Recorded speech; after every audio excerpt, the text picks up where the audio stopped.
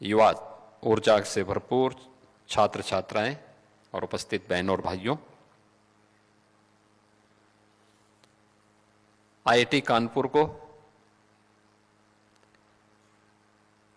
समन्वय के इस विजन के लिए मैं हृदय से धन्यवाद देते हुए आप सभी प्रतिनिधियों का मैं प्रदेश सरकार की तरफ से हृदय से स्वागत करता हूं, अभिनंदन करता हूं।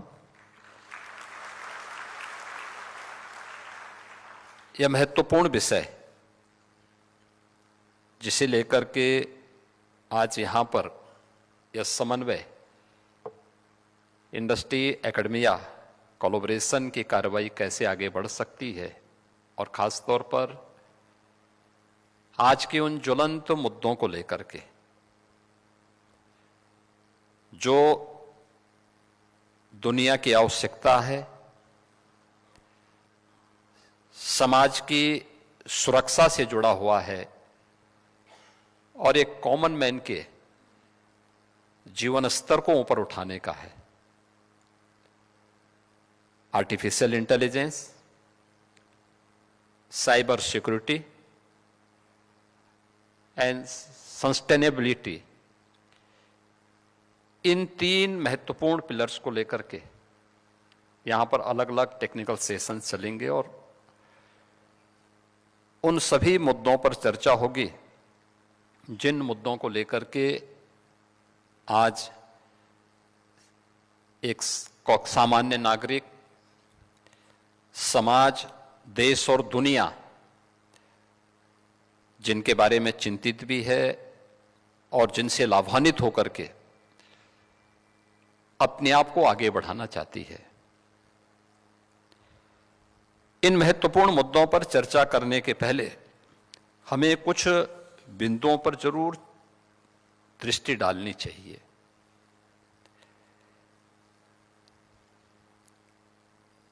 हम लोग जब भारत की बात करते हैं, कुछ लोगों को लगता है कि क्या भारत ये कर सकता है। मुझे लगता है कि यहां पे जितने भी हमारे फैकल्टी मेंबर्स हैं यहां पर, वे सब इस बात को देखते होंगे, जानते होंगे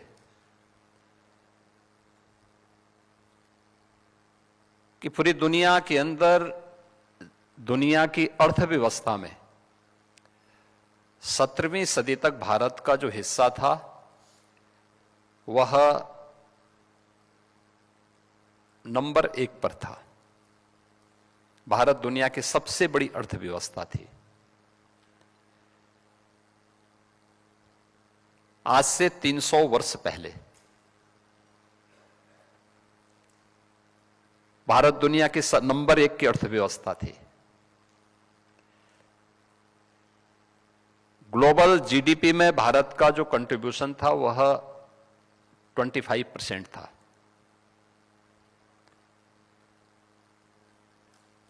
एक सदी के बाद भारत नंबर 2 पर आया, चीन नंबर 1 पर आ गया था। लेकिन पिछले 150-200 वर्षों के अंदर ऐसा क्या कुछ हुआ कि भारत लगातार नीचे आया। 1947 आते आते भारत का जो कंट्रीब्यूशन था ग्लोबल जीडीपी में वह मात्र 2% तक रह गया था।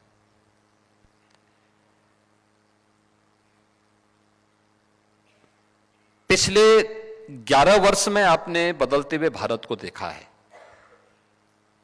ये बदलता हुआ भारत जो आज फिर से दुनिया की सबसे बड़ी तेजी के साथ उभरती हुई अर्थव्यवस्था में से एक है, आज दुनिया की चौथी बड़ी अर्थव्यवस्था बन चुका है और अगले 2 वर्ष में भारत दुनिया की तीसरी बड़ी अर्थव्यवस्था बनेगा। तीसरी अर्थव्यवस्था के बाद दूसरी अर्थव्यवस्था बनने का जो समय होगा उसमें इन सब का योगदान होना है।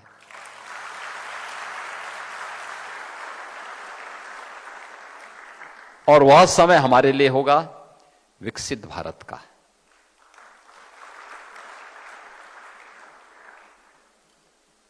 विकसित भारत के बारे में जो बातें प्रधानमंत्री जी ने रखी हैं, विकसित भारत केवल विकसित भारत नहीं होगा, आत्मनिर्भर भारत भी होगा। आत्मनिर्भरता जीवन के प्रत्येक क्षेत्र में, क्या कृषि का क्षेत्र हो, क्या टेक्नोलॉजी का क्षेत्र हो, क्या जीवन की उन सभी आवश्यकताओं की दृष्टि से जिसको लेकर के आज भारत जिन चुनौतियों का सामना कर रहा है, जो चुनौतियां हमारे सामने हैं, उन चुनौतियों का सामना करने के लिए हम लोगों को कैसे कार्य करना है, इस पर अवश्य हमें विचार करना होगा। और यह इसलिए भी महत्वपूर्ण है, भारत ने इससे पहले ये सब करके दिखाया है। आज जब मैं आईआईटी कानपुर में आया हूं, आईआईटी कानपुर का अपना एक गौरवशाली इतिहास रहा है और पिछले लगभग 6 दशक में आईआईटी कानपुर ने देश के अंदर टेक्नोलॉजी के क्षेत्र में देश को बहुत कुछ देने का प्रयास किया है। अभी मैं पिछले सप्ताह नोएडा के एक सेंटर में गया था।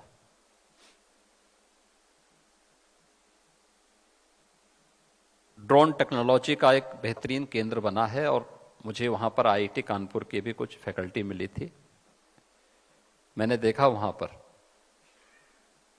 कि नए भारत की सामरिक चुनौतियों का मुकाबला कैसे हमारा युवा कर रहा है और कैसे आईआईटी कानपुर उसमें योगदान देकर के उन चुनौतियों का मुकाबला कर रहा है जो ऑपरेशन सिंदूर के अंदर या अन्य समय में हम लोग या देश झेलता है। हमारे मन में सबसे पहले यह भाव आना चाहिए कि हम कर सकते हैं। याद करिए, दुनिया का सबसे प्राचीन विश्वविद्यालय भी भारत ने दिए हैं।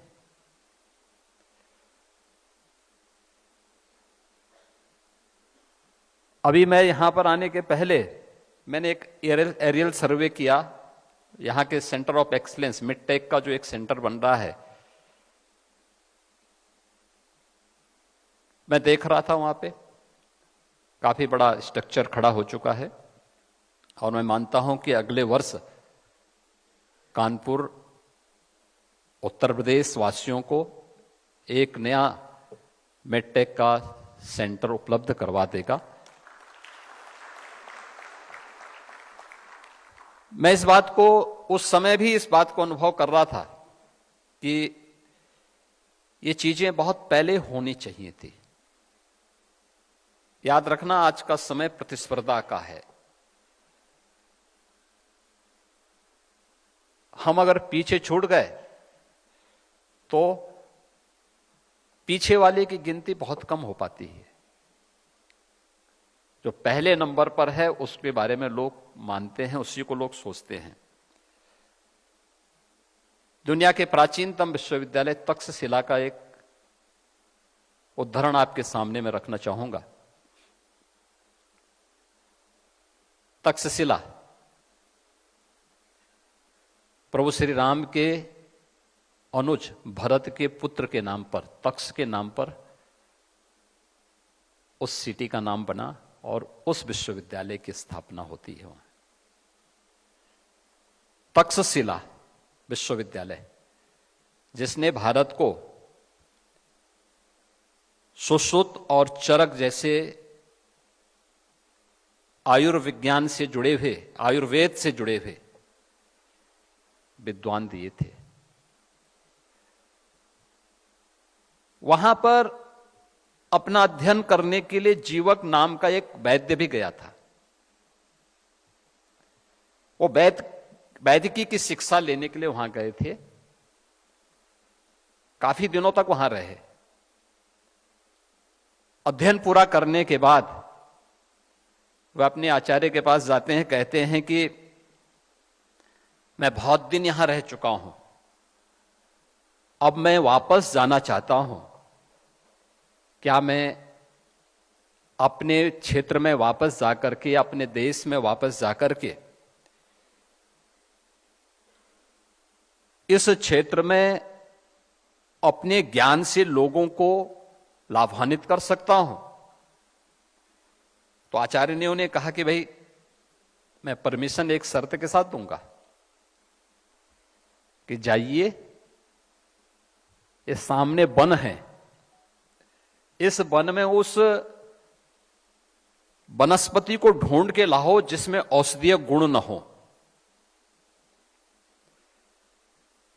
तो निकलते हैं, जीवक निकलते हैं और निकल करके वो 15 दिनों तक उन्होंने पूरे वन की खाक छानी, एक एक जगह देखते गए और उन्होंने अंत में आकर के अपने आचार्य से कहा कि नहीं, कोई ऐसी वनस्पति नहीं जिसमें औषधीय गुण न हो, और इस वन में कोई भी ऐसी वनस्पति मुझे नहीं मिली।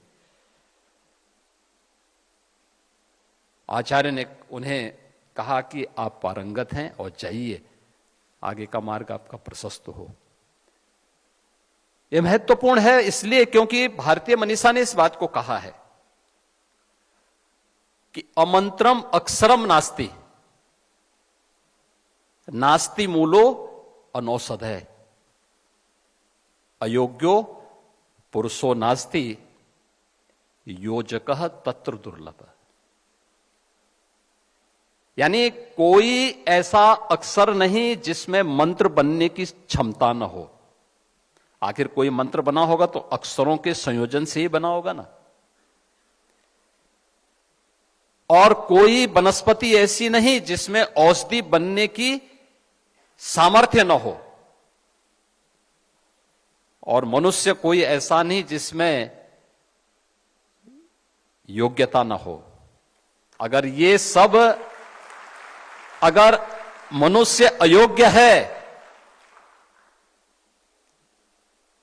अगर वनस्पति औषधि के योग्य नहीं है,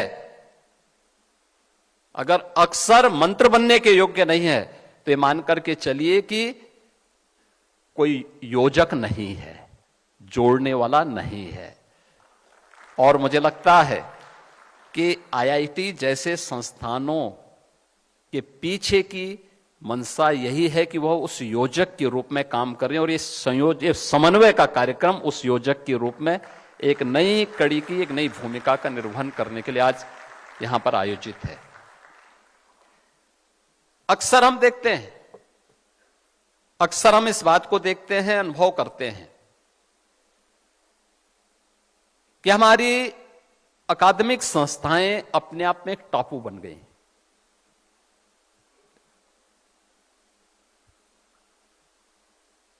और हम लोग भी 2017 में हमारी सरकार बनी, पहले 3 वर्ष तक हम लोग भी बहुत ज्यादा संस्थाओं से हम लोगों का कनेक्शन नहीं था। लेकिन जब 2020 में कोविड ने अपनी दस्तक दी, तब हम लोगों की भी आंखें खुली कि भाई हमें कुछ इसमें देखना चाहिए। और तब आईआईटी कानपुर के साथ हमारे फिर बेहतरीन संबंध बने, क्योंकि लोग बोलते होंगे कि कोविड का आईआईटी कानपुर से क्या संबंध है। तो प्रोफेसर मनिंद्र अग्रवाल जी के द्वारा जब अपने मैथमेटिकल डायग्राम उनके द्वारा कोविड के दिए जाते थे, हम लोग इन सभी डायग्राम को स्वाभाविक रूप से हमारे कार्यक्रम का हिस्सा बनता था, और हम लोग उन सबको जगह जगह भेजते थे। पीएमओ में भी जाता था, अन्य जगह जाता था। तो पीएम साहब ने पूछा मुझसे, प्रोफेसर मनिंद्र अग्रवाल? मैंने कहा आईआईटी कानपुर से। अन्य चीजों के बारे में भी चर्चा होने लग गई। हमें लगा कि आईआईटी कानपुर जो आकलन कर रहा है, परिणाम उसके नजदीक हैं या उसी के अनुरूप हैं। और कोविड को नियंत्रित करने के लिए हमारी जो टीम काम कर रही थी, उसको बड़ी मदद मिलती थी उससे। फिर हमने इस कोलैबोरेशन को आगे बढ़ाया, और आज खैर यद्यपि हमें यहां पर डिफेंस मैन्युफैक्चरिंग कॉरिडोर में भी आईआईटी कानपुर सपोर्ट कर रहा है, सहयोग कर रहा है। और मेट्रिक का जो सेंटर ऑफ एक्सीलेंस आपका बन रहा है, उसमें भी हम लोग इसीलिए स्टेट गवर्नमेंट को जोड़े हैं कि राज्य सरकार भी उसमें सहयोग कर सकें, क्योंकि उत्तर प्रदेश इस दिशा में बहुत कुछ योगदान दे सकता है। देश की आबादी का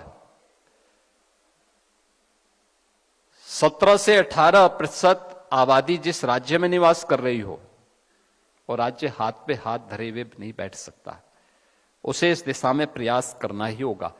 और फिर हम लोगों ने जब इस क्षमता को देखा है, आज मुझे अच्छा लगा कि समन्वय का एक कार्यक्रम IIT कानपुर और इंडस्ट्री लीडर्स के बीच में या उनके प्रतिनिधियों के बीच में आज यहां पर आयोजित हो रहा है। मेरा यह मानना है कि हर व्यक्ति में कोई ना कोई विजन जरूर होगा, वो कुछ तो सोचता होगा। कुछ लोग सोचेंगे, कुछ लोग उसमें कुछ कदम आगे बढ़ेंगे, और कुछ लोग उसको पूरी तरह लागू करने के लिए अपने आप को तैयार कर पाएंगे। याद रखना, मन के भी जो चेतना है हमारी, उसकी भी 3 गति होती है।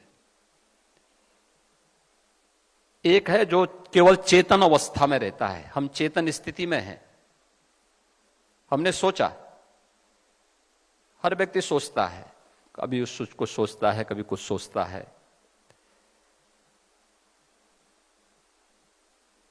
व्यक्ति के जो विचार आते हैं उसके चेतन मन के भी हो सकते हैं और उसकी उस दूसरी अवस्था के भी हो सकते हैं, जिसे आप अचेतन मन कह सकते हैं। लेकिन एक मन वह भी है जिसका उपयोग मनुष्य नहीं कर पाता है, बहुत बिरला ही उसका उपयोग कर पाता है, और वह है अचेतन मन। बहुत बड़ा मस्तिष्क का आपका बहुत बड़ा हिस्सा ऐसा है, और जिसको धीरे धीरे करके आज उसके कुछ पार्ट को आज हम आर्टिफिशियल इंटेलिजेंस के रूप में उपयोग कर पा रहे हैं, जिसके बारे